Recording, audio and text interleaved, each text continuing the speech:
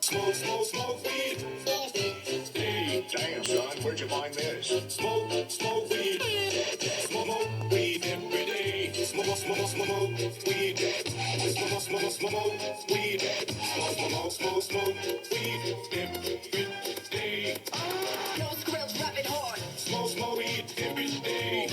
Smoke, smoke weed every day. Smoke weed every day. Smoke weed every day. Damn, son. There's a line to a quarry at the end of Thomas's branch. It goes for some distance along the road. Thomas was always very careful to whistle here in case anyone was coming.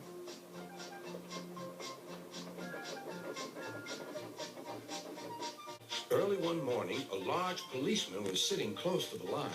Thomas liked policemen. He had been a great friend of the officer who had just retired. Beep, beep. He whistled, "Good morning."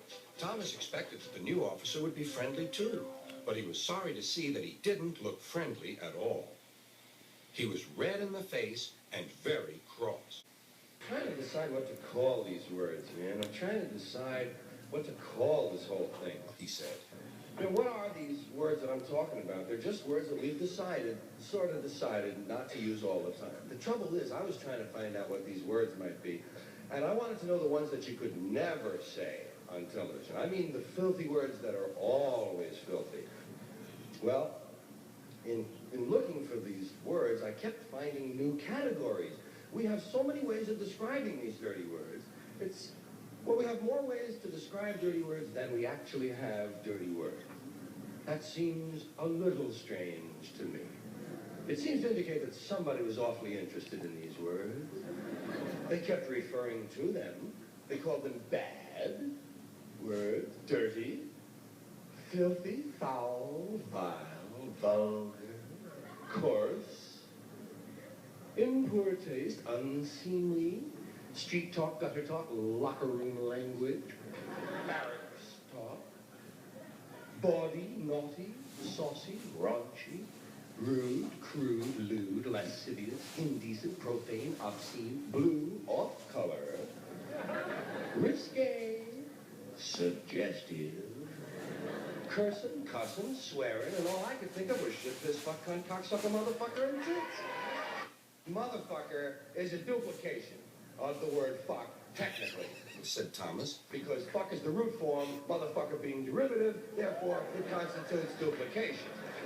It may be derivative, but you still can't say it. The policeman answered. No, but you can't say fucky, fucking, fuckola, fuckaroony, or fuckerino either.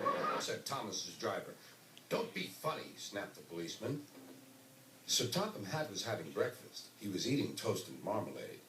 The butler came in. "Excuse me, sir. You're wanted on the telephone." "Bother that telephone," said Sir Topham Hatt. Hey, motherfucker, how did you get my phone number anyway? "I'm sorry, my dear," he said to his wife. "Thomas is in trouble with the police, and I must go at once." At the station, Thomas's driver told Sir Topham Hatt what had happened. "Dangerous to the public, indeed. We'll see about that." Sir Topham Hatt spoke to the policeman. But however much he argued with him, it was no good. "The law is the law," he said, "and we can't change it." Sir Topham Hatt felt exhausted. "I'm sorry, driver," he said. "It's no use arguing with policemen. We will have to make those cowcatcher things for Thomas, I suppose." "Everyone will laugh, sir," said Thomas. "They'll say I look like a tram." Sir Topham Hatt stared. Then he laughed. "Well done, Thomas. Why didn't I think of it before? We need a tram engine. When I was on my holiday, I met a nice little engine called Toby. He takes freight cars from the farms, but the trucks are taking over most of his work, and he needs a change. He has cowcatchers and side plates. I'll write to his superintendent at once."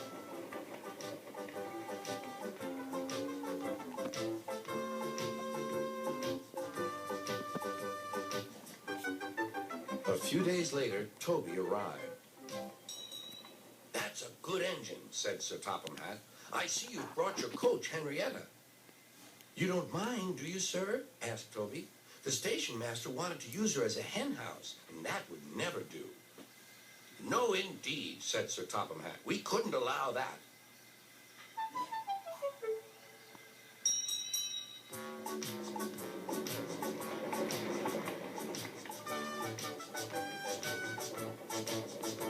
Toby made the silly cars behave even better than Thomas did.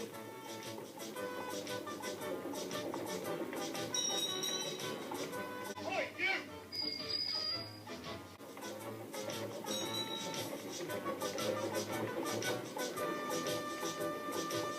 At first, Thomas was jealous, but he was so pleased when Toby rang his bell and frightened the policeman. They've been firm friends ever since.